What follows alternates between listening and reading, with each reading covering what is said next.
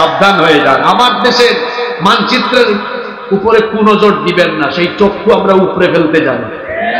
আমার দেশের দিকে কেউ যদি কালো হাত মারায়, সেই কালো হাতকে আমরা ভেঙে চুরে টুকরা টুকরা করে দিব। এই দেশে আমরা হিন্দু, মুসলমান, বৌদ্ধ, খ্রিস্টান মিলেমিশে বসবাস করছি, করব। এই দেশের সম্প্রীতি কোনোদিন নষ্ট হবে না ইনশাআল্লাহ। বলছিলাম নামাজ আমাদেরকে ঐক্যের শিক্ষা দেয়। নাম্বার 3 নাম্বার, নামাজ আমাদেরকে ভ্রাতৃত্ববোধ শেখায়।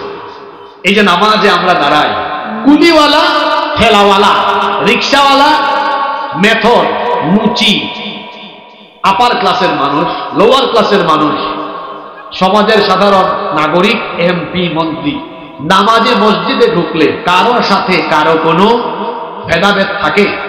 সবাই এক কাতারে দাঁড়িয়ে যায়। দেখা যায় কোটিপতির পাশে রিক্সাওয়ালা দাঁড়িয়ে গিয়েছে, এমপি সাহেবের পাশে সাধারণ জনগণ দাঁড়িয়ে গিয়েছে। কোটিপতি ওই ভাই রিক্সাওয়ালাকে এই কথা বলার সাহস নাই যে তুমি সামান্য রিক্সাওয়ালা, তুমি কেন আমার পাশে দাঁড়ালে? এই কথা বলার সাহস আছে নাকি? ঠিক তেমনি ভাবে এমপি সাহেব সাধারণ জনগণকে এই কথা বলতে পারবেন না যে তুমি সাধারণ নাগরিক আমার পাশে কেন দাঁড়ালে।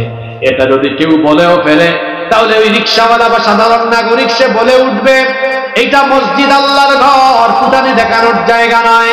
এখানে তুমিও আল্লাহর গোলাম, আমিও আল্লাহর গোলাম। সুবহানাল্লাহ। এই যে নামাজের ভেতরে আমাদের সুন্দর এক ভ্রাতৃত্বের নমুনা দেখা যায়, নামাজের বাহিরেও আমরা যদি সমাজে ভাই ভাই হয়ে মিলেমিশে বসবাস করতে পারি, একটি সুন্দর বাংলাদেশ আমরা পেয়ে যাব। এখানে কি ভাই ভাই মিলেমিশে থাকি? নামাজে দেখা যায় ছাড় দেয়, এক ভাই আরেক ভাইকে ছাড় দেয়। দাঁড়াইছে, জায়গা হচ্ছে, ভাই আরেকটু আমার পাশে আসেন, একটু ঘেসে দাঁড়ান। নামাজের বাইরে সুযোগই দেয় না। সুযোগ দেয়? সুযোগ দেয় না। নামাজের ভেতরে দেখা যায়, দেখেন তো এরকম হয় কিনা, এক যুবক ছেলে দাঁড়িয়েছে নামাজে, ওই যে এখন তো শীতকাল, মসজিদে কার্পেট বিছানো থাকে, এখন পিছনে হয়তো কার্পেট বিছানো নাই, যুবক দাঁড়িয়েছে, দেখছে এক মুরব্বী বাবা আসছেন, কয় বাবা আপনি বয়স্ক মানুষ, বুড়া মানুষ, আপনি সামনে যান, কার্পেট আছে, আমি যুবক দাঁড়াই। এই যে সুন্দর শিক্ষা, এই শিক্ষাটা নামাজের বাইরে যদি থাকতো, এক যুবক বাসে উঠেছে, এক মুরব্বী বাবা উঠেছেন, দাঁড়িয়ে আছেন, বাবা আপনি বসেন আমি দাঁড়িয়ে থাকি, এগুলো যদি আমরা নামাজের বাইরে আনতাম, আমাদের সমাজটা বদলে যেত, ঠিক কিনা? এই ভ্রাতৃত্ববোধের শিক্ষা আমরা নামাজের বাহিরে নিয়ে আসবো, এই দেশ পাল্টে যাবে ইনশাআল্লাহ। কষ্ট হচ্ছে নাকি আপনাদের? নাম্বার 4 নাম্বার, নামাজ আমাদেরকে পাংচুয়ালিটি, সময়ানুবর্তিতার শিক্ষা দেয়। টাইম ম্যানেজমেন্ট, কিভাবে সময়কে কাজে লাগাতে হয়। আজকের যুব সমাজ সবচেয়ে বেশি সময় নষ্ট করে।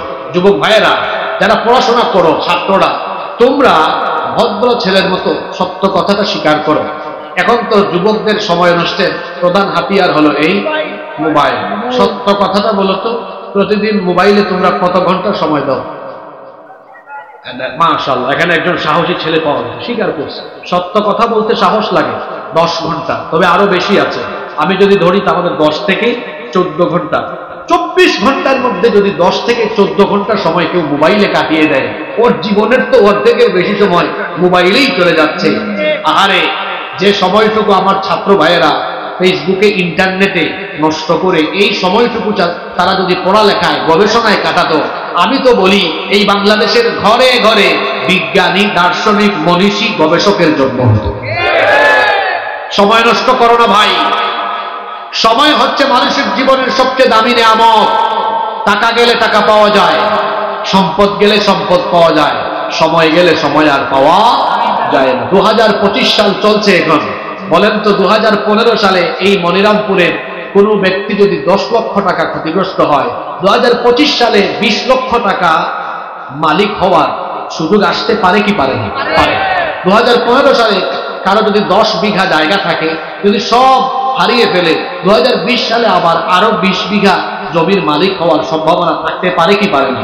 পারে। কিন্তু আমার আপনার জীবন থেকে যে সময় চলে গেল, এটা কি জীবনে কোনোদিন ফিরে আসবে? তাহলে বোঝা গেল, টাকা গেলে টাকা পাওয়া যায়, সম্পদ গেলে সম্পদ পাওয়া যায়, কিন্তু সময় গেলে সময় আর ফিরে পাওয়া যায় না।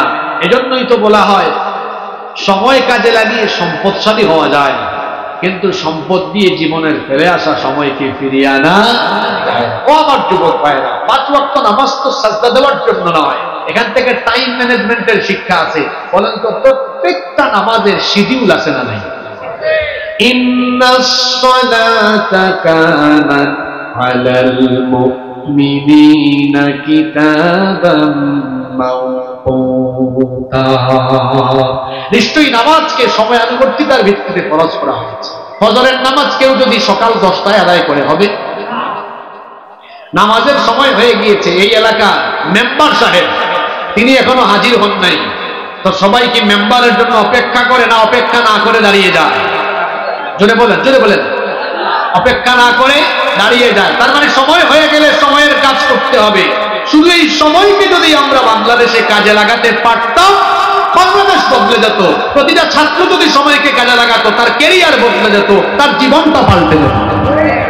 জন্য কবি মতিউর রহমান মল্লিক সুন্দর লিখেছেন, যথার্থ বলেছেন, যাই যাই যাই যাই দিন চলে যায়, কোরআন পড়লাম না, কত নোবেল নাটক পড়লাম, হাদিস ধরলাম না, সত্যিকারের খাঁটি মুমিন মুসলিম হলাম না যে, কেউ কি জানে সেই ঘড়িটা লাগবে কই দিন কাজে, ঠিক ঠিক ঠিক ঠিক যে ঘড়িটা বাজে ঠিক ঠিক বাজে, কেউ কি জানে সেই ঘড়িটা লাগবে কই দিন কাজে, হায় হায় হায় হায় আসল ঘড়ির অর্থ বুঝলাম না, সময় থাকতে সময়ের মন অর্থ খুঁজলাম না, খাইলাম দাইলাম ঘুরলাম শুধু এই দুনিয়ার মাঝে, কেউ কি জানে সেই ঘড়িটা লাগবে কই দিন কাজে, কেউ কি জানে সেই ঘড়িটা লাগবে কই দিন কাজে। কত সুন্দর কথা তিনি বলেছেন। সময় থাকতে সময়ে দাম দেয় না। এই সময় অনুবর্তিতার শিক্ষা যদি আমরা নিতে পারতাম, আমাদের দেশটা বদলে যেত। আমার দেশে সময় মেনটেন কেমনে হয় জানেন? 9টার গাড়ি 9টার ট্রেন কয়টায় যায় স্টেশনের মাস্টারও জানে না। একবার এক লোক কোথাও যাবে, রেল স্টেশনে বসে আছে, তার লাগেজ টাগেজ নিয়ে। পাশে থেকে একজন বলে, ভাই কোথায় যাবেন? বললো অমুক জায়গায়। ট্রেন কখন? 9টায়। তো এরকম বসে আছেন যে, ভাই বাংলাদেশ বুঝেন না, 9টার ট্রেন কয়টায় আসে কেউ এখানে জানে না। হঠাৎ করে দেখে 9টা বাজার 5 মিনিট আগে হুইসেল মারছে। বেচারা খুশি হয়ে বলে, হায় হায় হায়, 5 মিনিট আগে ট্রেন চলে আসছে, বাংলাদেশে কি টাইম মতো এটা সম্ভব? যাই হোক, খুশি হয়ে লাগেজ স্থান দিয়ে যখন উঠতে যাবে, পেছন থেকে একজন হাত টেনে ধরে বলে, ভাই বসেন, এটা গতকাল রাত 9টার ট্রেন, আজকে 9টা এসেছে। আপনাদেরকে হাসানোর জন্য কথা এটা আমি বলিনি, এটা বলার উদ্দেশ্য ছিল বাস্তবতা তুলে ধরা। বলেন, আমি যে কথাটা বললাম, পোস্টারে যদি কোনো অনুষ্ঠানের উল্লেখ থাকে বিকাল 3টায়, পাবলিক বুঝে এটা 5টায় লম্ব হবে। এর নাম বাংলাদেশ, এর নাম বাংলাদেশ। যদি আমরা সময়ের কাজ সময়ে করতে পারি, নামাজ থেকে শিক্ষাটা দিতে হবে।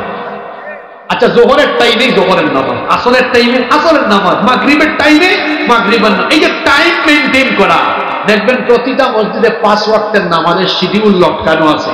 ওই শিডিউলের আলোকে নামাজ হয় না, শিডিউলের বাইরে যায়। এই শিডিউলটা যদি আমাদের, যারা এখানে ছাত্র আছো, ছাত্র জীবনে শিডিউল মেনটেন করো, টাইম মেনটেন করো। যারা ব্যবসা করেন, চাকরি করেন, যে যে প্রফেশনে আছেন, শুধু যদি আমরা স্ব জায়গায় সময় মেনটেন করে চলি, আমি বলে গেলাম বাংলাদেশের চিত্র বদলে যাবে। এই শিক্ষা নামাজের ভেতরে আছে না নাই?